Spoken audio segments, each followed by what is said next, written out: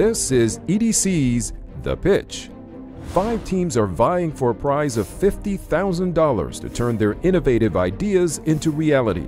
They will have to convince our 3 judges: Chris Colbert, Managing Director of the Harvard Innovation Lab, meteorologist and science reporter Mish Michaels, and entrepreneur and former White House correspondent Dan Lothian. First to enter the pitch, the creators of Pocket PD, a professional development tool for early childhood educators. So what is Pocket PD? It uses mobile messaging to deliver thematic content using video, text, links, and prompts that educators can use. The early childhood education system is fragmented, so professional development is hard to navigate. Early childhood teachers lack time and they lack money. So how will this work practically? The technology will be engineered using off-the-shelf software. Here's an example of what we're proposing. In a module that's focused on encouraging student talk, teachers would receive a task that would ask them to wait 10 seconds after asking a child a question to give them time to respond. A video would model the strategy with a real teacher in a real classroom so that teachers could see what it looks like in practice. Text would provide rationale for why this is important. We're really talking about very small moves that teachers make in a classroom that really support expanding how children engage verbally and in terms of thinking. Have you spoken to teachers to ask them if this is in fact their blind spot? What we hear every time from teachers is that the professional development we provide just around our study content is so valuable and so missing from their everyday experiences in their classrooms. Who is the customer? Everything from home-based care up to public pre-Ks. Where's the funding for this coming from? It's like a subscription model. We're foreseeing it as like a very low cost. You know, each bit would only be like $1 or based on like a per student or how many students you have in your class. What's the chemistry like in your team? I think it's pretty good. You know, the fact that we've enjoyed working together to get to this point, I think, is a good signal. Do you know what a postmortem is? So a premortem is getting in a room and talking about what will cause your idea or venture to fail in advance. So projecting out, what do you all see as the Probably this presentation. You're doing great. I think we did well, given that we are not prone to presenting like that. We tend to write proposals that are very academic. If we don't win the prize, we'll probably pursue it anyway. Next to make the pitch, the team behind Bounce Back, a community-led disaster planning and response resource. Hello, I'm Lourdes. I'm introducing Bounce Back. It has been a year since Puerto Rico was hit by Hurricane Maria. It took a hurricane to surface the inability of the government to address a crisis of this nature in a timely manner. So our solution is community-led disaster planning and response. It's really the cheapest way to get results, because when people pitch in to make their own neighborhood safer, that's sustainable. The guide will contain easy-to-use instructions for how to develop community teams and build youth leaders, how to map community risks and assets. We know we are not only going to help Puerto Rico, but this model and guide will be replicable across the U.S. and internationally. The Bounce Back approach aligns very closely with EDC's priorities and with our current work.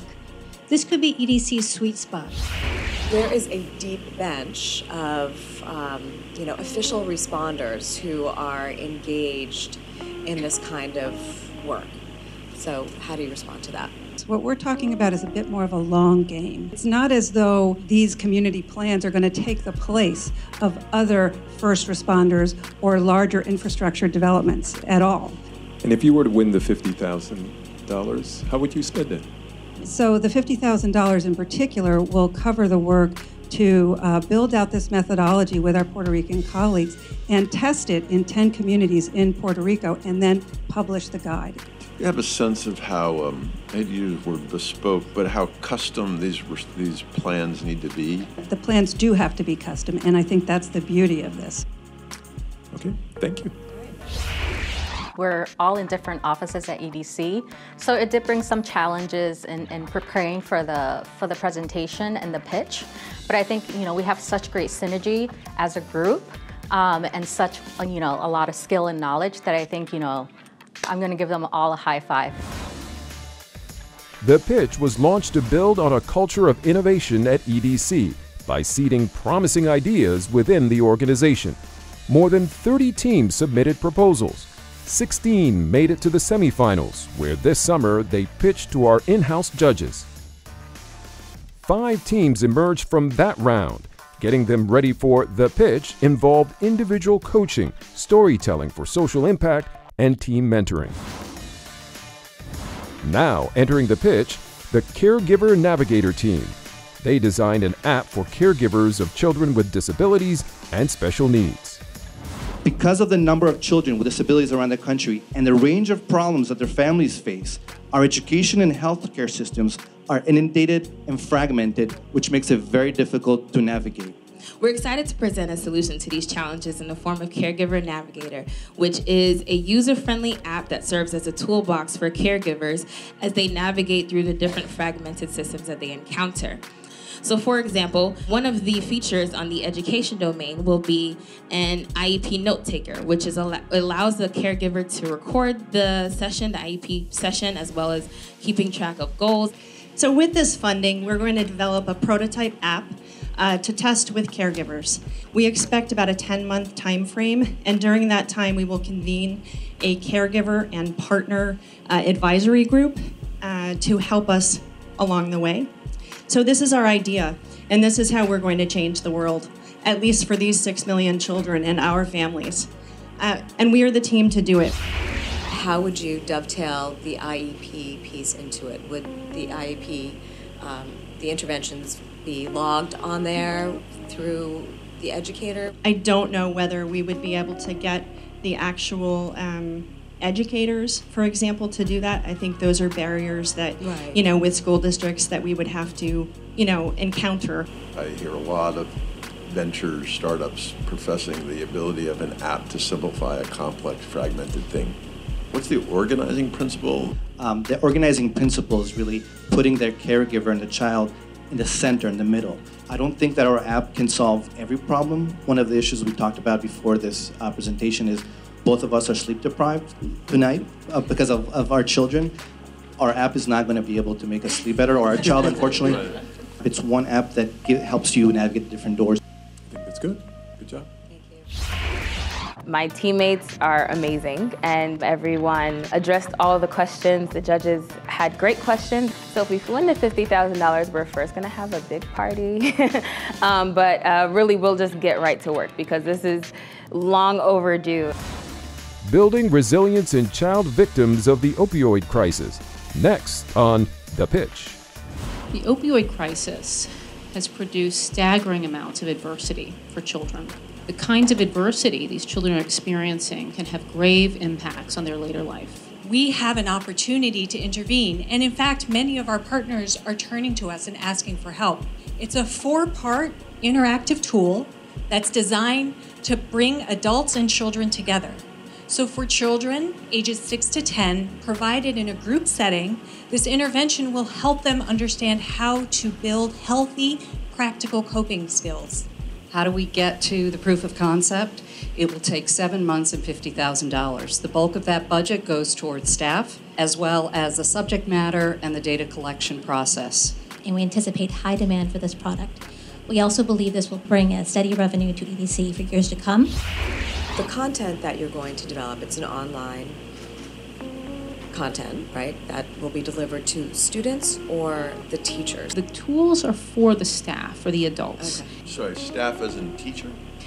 Teachers or after-school programs, so boys and girls school staff, for example. Or One of you said that it will bring significant revenue to EDC. So how do you see that? We might approach school districts. There are thousands of school districts in the United States. They all have access to federal funding, for example, as well as other funding, but directly federal funding through Title IV of the Every Student Succeeds Act. And they would use those funds to purchase the toolkit, which has these 4 components. I think we got our idea across. I think we really made the case for why we think our project is important and why it's urgent to address this issue now. And I hope the judges heard that and understand our passion behind it. The final team to enter The Pitch, Marketable, an interactive pocket guide for young entrepreneurs. This is Pierre. He's a real person. He graduated from school, but he couldn't find a job. So someone suggested to him that he should try baking. He got some money together and he started selling some baked goods in his neighbor's small shop. But this first attempt failed. So like any good entrepreneur, he tried again, but he failed again. The third time, he decided to start with a product that required less startup capital, and he got more creative, and this time it worked. Today, he sells to 5 different shops, and he also hires people that sell on the street. So what is Marketable? It's a platform for delivering 3 different types of just-in-time tools.